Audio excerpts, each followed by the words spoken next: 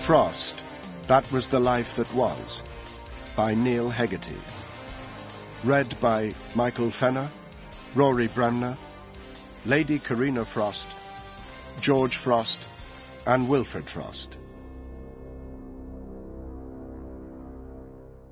In memory of Miles Frost, 1984 to 2015, by his brothers, Wilfred and George.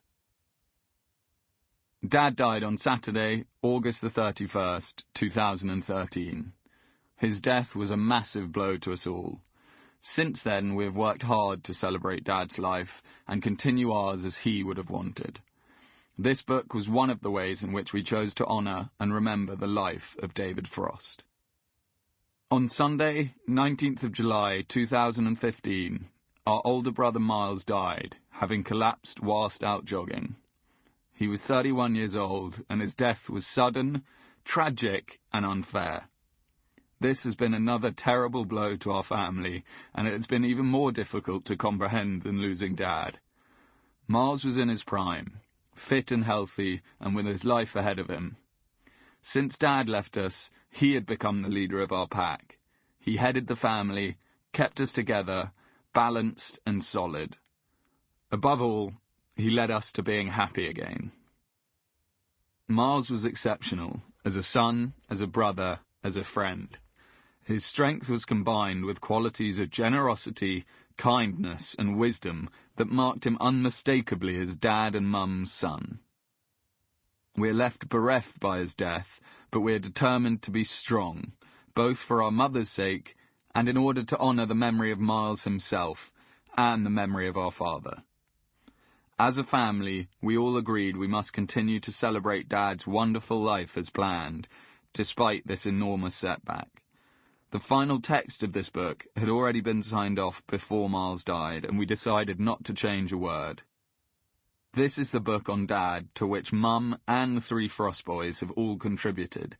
Thus Miles's voice is still very much present and unchanged from before his tragic passing. Once we are certain of exactly how Miles died, we hope to set up a foundation in his name and try to help prevent further similar instances of sudden death in the young. We dedicate this book to the wonderful memory of our beloved father, and our perfect in every way brother. We live our lives to make you both proud. Our mother would like to add these words of her own. Our beloved, beautiful, blue-eyed boy, we are with you and you are with Dad, forever and a day. All our love, always. Preface.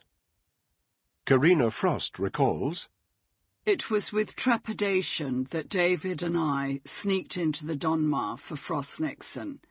At first, I felt like I was locked into a huge deep freeze. The air conditioning was on full, with no way out. And then the enormity, both of the play and the man I was married to, hit like a tornado. I was quite literally sitting next to a legend. I took his hand and watched his face, watching himself being played sublimely by Michael Sheen. It was an uncanny moment, and I began to relax and allow these incredible performances to pull me in. And there began the extraordinary journey of Frost Nixon that David and I shared with our 3 boys. We were so proud, and we had such fun. On the evening of August the 21st, 2006, a new play opened at the Donmar Warehouse Theatre at Covent Garden in central London. Frost Nixon was based on the meetings in 1977 between Richard Nixon, who in the aftermath of the Watergate scandal had resigned the office of President of the United States, and David Frost, the British interviewer and talk show host who had sensationally beaten the big American networks to the prize of interviewing the disgraced former president.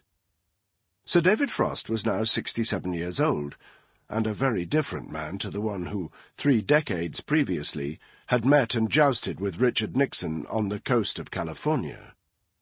His career had morphed and moved in many directions. He had been there at the beginning of breakfast television in 1980s Britain, and he had gone on to Sample complete. Ready to continue?